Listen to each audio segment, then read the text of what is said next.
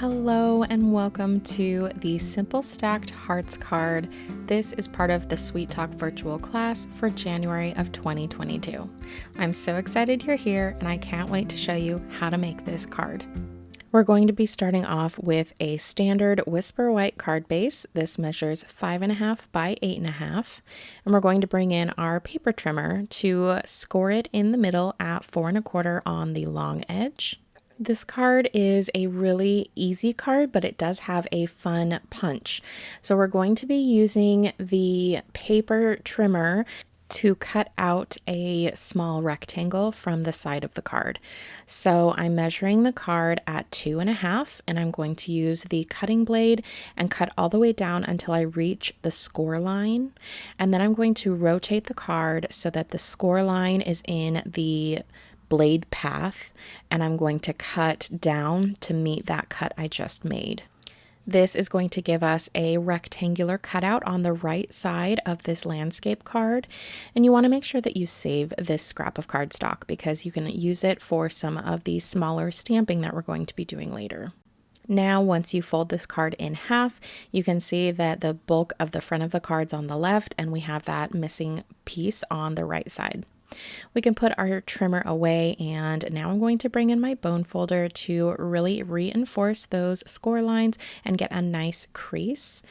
The part that we cut out, you can see on the right hand side, it's a little bit uneven. So I'm taking my snips and I'm just going to clean that edge up just a little bit by cutting off the part that looks like it's scored still. So it's just a very small piece if you need to clean yours up as well.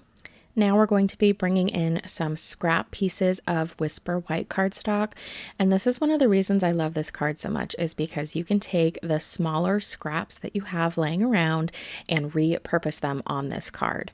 We're using the Sweet Conversations stamp that came in your kit, and I'm going to grab the mostly solid larger heart, and then I'm also going to grab the polka dot circle and then the 3 or 4 lines.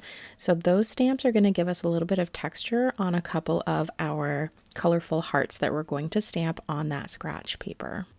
I started by mounting most of these stamps onto one block, but I would recommend if you have multiple blocks, go ahead and get them out. It's just going to make it go a little quicker. And the inks I'm using are Real Red, Highland Heather, and Blushing Bride. You can definitely use any inks that you have on hand, but these inks coordinated really well with the paper that I included in your kit. If you don't have those inks on hand, just use the closest red, pink, and purple that you have, and it will still look great. I'm stamping with the mostly solid heart with the red, and then I'm going to go back over it and stamp over with the polka dot on one and then with the lines on the other. This just gives us a little bit more texture and adds a little bit more interest to these fun hearts. I'm going to repeat this process with my other 2 ink colors and just kind of get a really good mix of different colors hearts. Make sure that you clean off your stamps in between. I'm using the classic Stamp and Scrub and Stamp and Mist. And then we're just going to stamp more hearts. And now I've already included the heart cutouts for you, so you won't have to worry about cutting them out.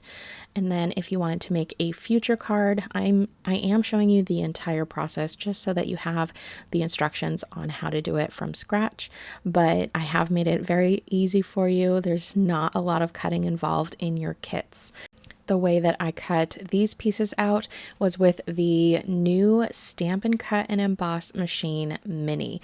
This thing is so cool. I just got it not too long ago. It is fairly new to the Stampin' Up! Line, and I'm obsessed. It's the perfect size for desktop stamping, and it's lightweight, so I can take it with me a bunch of different places, and these dies fit in this machine perfectly. It's just like the old Big Shot, only on a smaller scale, and what I love about this is the sides fold up for convenient storage.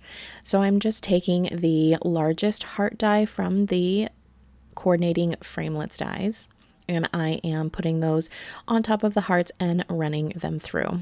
I'm sandwiching the plate on top before it goes, and the rest you are probably familiar with.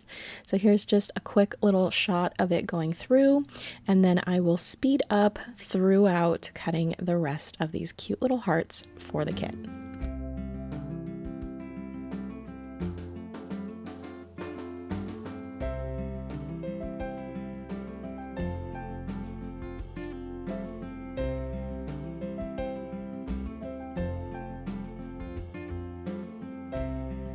And as soon as we're done, it folds up and I can take it off the desk really quickly. Such a cool little machine. Okay, enough of that. Let's get into the paper. In this card, you really only need a 1/2 inch strip. That's virtually all the DSP that this card takes, but that's why it's so perfect to use up your scrap pieces, because when you have those odds and ends left over from other projects, you really don't want to throw it away, but at the same time, you're not sure if you can use it for anything. So I ended up pulling this piece out of the coordinating DSP for the stamp set, and I trimmed off a little 1/2 inch section, and then I cut that 1/2 inch into thirds. So for a 12-inch paper, they're 4 inches wide, and then I used 2 of the pattern side and 1 of the reverse side, which was this really beautiful pink marble. You can use anything that you'd like. If you wanted to put all of the designs on one side, or if you wanted to use all of the pink marble on your card, the choice is absolutely up to you. And bring in another piece of Whisper White cardstock. You have the banner already cut for you, but if you had the framelits and you wanted to do this, or if you're making this card in a different style with different materials, this is the time to cut out some kind of a banner shape. And we're going to be stamping our Valentine's sentiment onto this little banner. And again, this is a great scrap buster project. You could whip out a ton of these and use those scraps up. So I'm going to be grabbing the Happy Valentine's Day stamp from this set. And at first, I wasn't sure if I was going to use this because it didn't quite fit how long it was on this little banner. So what I ended up doing, I thought about cutting it apart, but I didn't think that a lot of you would want to cut your stamps. So I inked up the Happy first all by itself with it fresh out of the package so that I didn't have to worry about getting any other ink on the banner that I didn't want there. So I inked up the Happy and I stamped that at the top and the middle. And then once I cleaned the block off, I took a little piece of washi tape and I covered the Happy just so that any residual ink would not get onto the crisp white banner, and it worked really well. I was able to stamp it and get it even, and it looked really great. So that's just a little tip for you if you haven't used the washi trick yet. It's a really easy way to mask your stamp so that you only stamp the portion that you want without risking getting your cardstock dirty.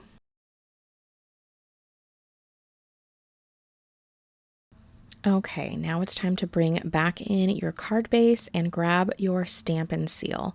You're going to figure out the orientation in which you want to put your little DSP strips on and put the glue on the opposite side. I am doing a pattern, a pink, and then a pattern. And so when I lay it down on the card, I am just laying it down at an angle and trying to keep a good chunk of distance between each one.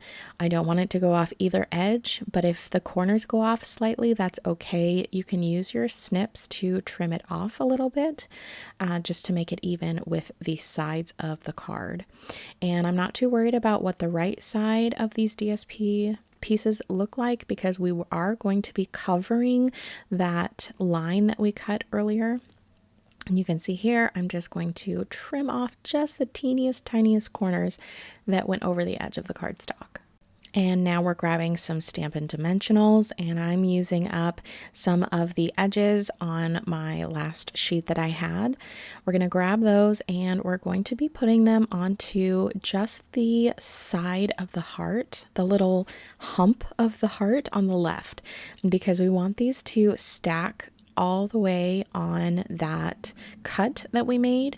You want to make sure that you don't glue it accidentally to the back of the card.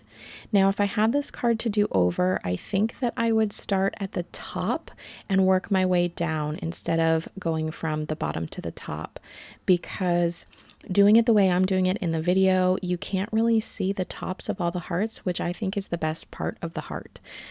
So I would recommend going from the top down. You can see here the pink covers the top of the purple heart, and I just think that it would look better if it was reversed.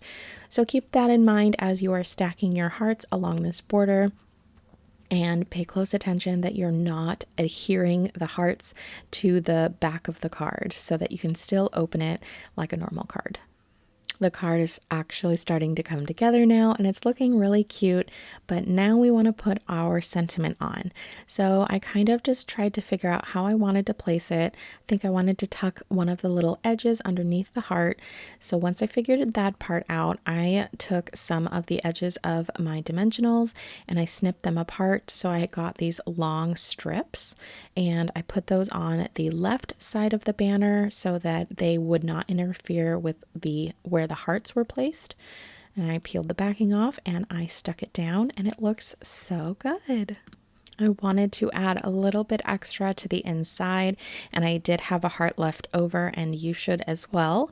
So I went ahead and put some seal on the back of that, and I put that inside the card in the upper left. And then I took the other sentiment stamp from this set and I stamped it in real red just to give it a little bit more fun interest on the inside. You definitely could leave this part off so you have more room to handwrite a note. I just thought that it was really cute and really sweet, so I decided to add it. And that concludes this card for our virtual class for January of 2022.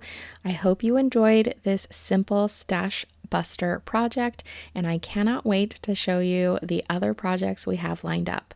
So if you're ready, go ahead and clean up your workspace and let's dive into the next project.